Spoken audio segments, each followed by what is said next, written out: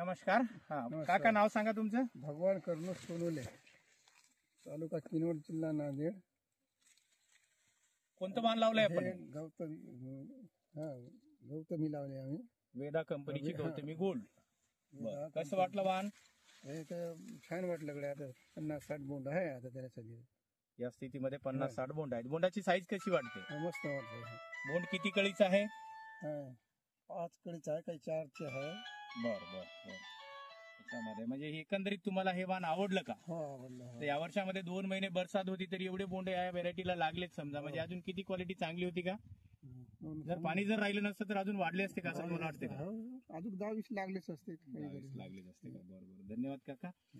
तर शेतकरी बांधवांनो हे पाहून घेऊ शकता आपण. नवीन व्हेरायटी आहे वेदा कंपनीमध्ये, यावर्षी लॉन्च झालेली आहे. वेदा कंपनीचं वेदा गौतमी गोल्ड. लवकरच आपण याच्यामध्ये फार्मर प्रोग्राम किंवा डीलर प्रोग्रामचं कार्यक्रम आयोजित करणार आहोत.